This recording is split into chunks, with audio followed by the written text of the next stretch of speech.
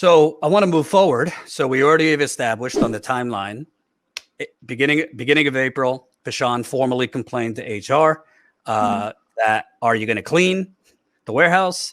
HR basically sends a list of mostly non-enforceable things that don't keep anybody safe, suggestions, providing masks, but it wasn't mandatory, social distancing, even though worker after worker says that wasn't happening. Then she had emailed anonymously HR in Seattle, explaining, Amazon doesn't care about their workers. We're scared to death. We asked them to close down the warehouse for 48 to 72 hours to clean. A supervisor said, no, we're not going to lose any money. So I want to move forward then to May 2020. Still, the virus is raging all over. At that point, it's spreading to the south. It's spreading west. So in May, explain it to me, word got out in the warehouse that there was a worker who had coronavirus that was still there working, correct?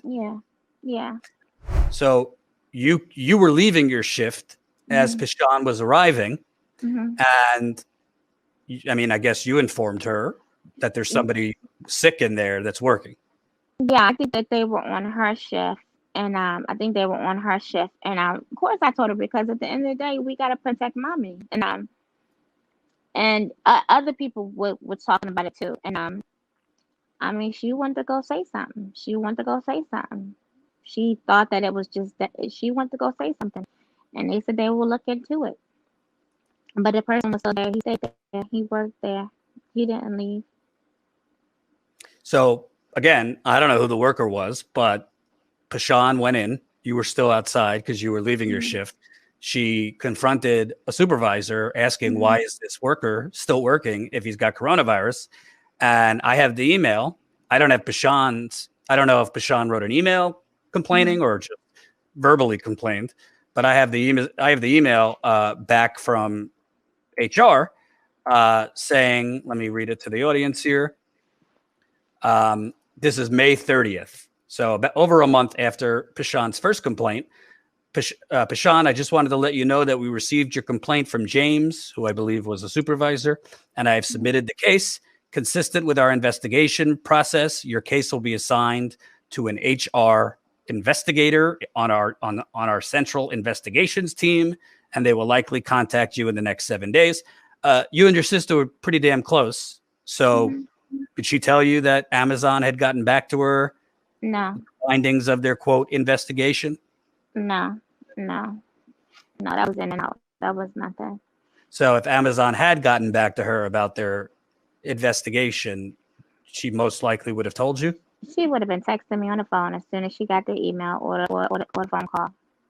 Right. So I just want to establish for the audience, you have 38-year-old woman, relatively healthy. She didn't have any major health issues, did she? No. She, like a lot of, frankly, working class, paycheck to paycheck, mostly black and brown people, are working with at first no hazard pay in this pandemic at this Virginia warehouse. They asked. It was never hazard pay. Oh, they never gave you hazard pay. No, it was never that. No. Okay. There was one bonus that was gotten.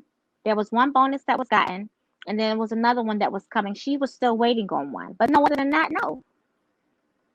So, because I know I think it was different in other places, because some workers told me they got $1 extra or something like that.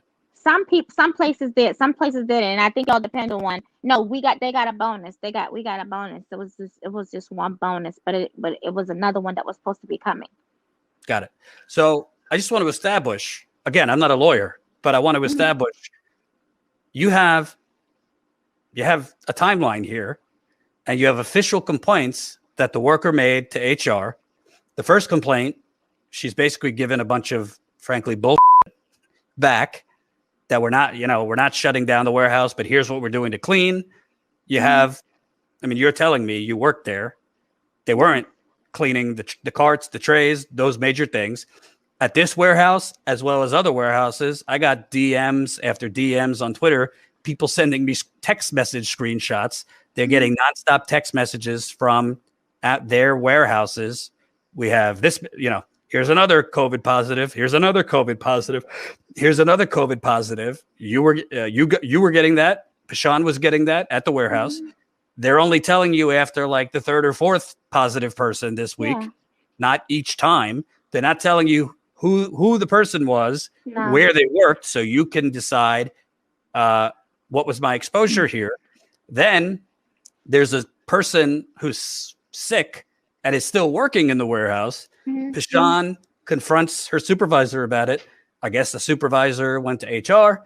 They tell Pashan where, we're doing an investigation. Yeah, just before we're going to do something about it. Yeah, just I don't know. Right. I don't know if they did because Amazon won't answer any of my questions. So what you have here, frankly, I mean, there's laws in America. Yeah, they are. Most of the time, they only apply for, working class people, black people, brown people, indigenous people, typically not for wealthy white people. But there's laws, and we have no answers. Number one, why did Amazon not close down the warehouse to clean? Number two, what were the actual efforts and measures they were taking to provide social distancing? You see restaurants around this country at reduced capacity. You see in doctor's office, in waiting rooms, certain seats, they got signs, do not sit. No, we worked harder. We worked harder. We worked harder. It was pushed harder. It was harder. That time, everything was, it was 10 times, a million times. It was harder. It was hard work. It was hard work. It was fast. It was back to back. So yeah, there are rules, Jordan. You're absolutely right. There are rules, and there are rules and there are facts. That's one thing that we know. We got the facts, and the facts is that I know you got the text message because I got the text message, the video, the pictures of her testing. We got all that, and the facts. We know she wasn't a doctor, and we know that Amazon is one of the most powerful companies out there. Look at how everything's hidden. Nobody wants to take the story. Nobody wants to talk about it. Nobody wants to talk about a life that is lost. Whether it was a doctor that worked at the hospital or a nurse. We understand, God bless them. God bless their soul. Nobody signs up to go to work and possibly die the next day. She was not a doctor. She was not a nurse. She didn't go to medical school. What was she doing? And didn't you had enough people? You could have that done. You could have that done. You could have somebody come. You could have a whole fleet of doctors come in there and test every day, certain hours a day. They could be there around the clock. They could be there 24 hours. You had enough money for that. Why were you having regular employees do this and putting them at risk and jeopardizing them? And now there's a life gone. And I want to ask you, and again, I just want to be clear. We're not saying she died of coronavirus. I don't know what she died of. But I mean, you were her sister. Did she have any major health problems that you know of? No. So your sister randomly one night comes home and says she doesn't feel well, her head hurts. The next morning, she lies back down and she doesn't wake up. So I'm not asking you, of course, to speculate, but we do know, and you could read it, people have died from blood clots related to coronavirus. People have died from seizures, brain aneurysms.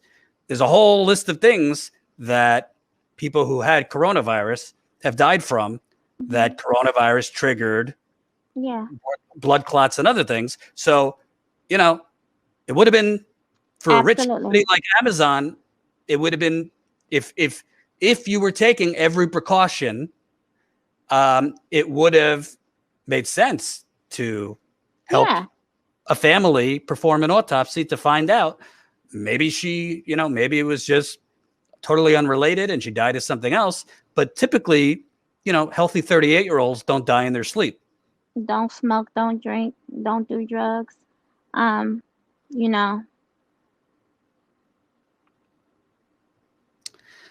So I want to ask you, and I'm sorry to, I just want the audience to understand because unfortunately this isn't getting the attention it deserves. And by the way, they do have a GoFundMe. Christina is now the full guardian and caretaker for Prashan's 12-year-old daughter. She's also the sole caretaker of their mother, who's paralyzed from the waist down and has other health issues. Christina has her own children. So, this is unfortunately a major life change that she did not want and is going to cost a lot. So, obviously it's tough times for everybody, but if you got a couple bucks, I encourage you to support them. Particularly, I'm not, I'm a journalist, so I'm not telling them what to do, but if there was if there was some type of legal effort, that's not cheap. So the link to the GoFundMe is at the top of our super chat. It's also in the description of this video. Hope you enjoyed that last video. Hop on over to statuscoup.com where you can sign up for our email list and become a member for as low as $5 to $10 a month. Membership is how we grow. That's statuscoup.com/join. And remember, join our email list so we can grow the revolution with you.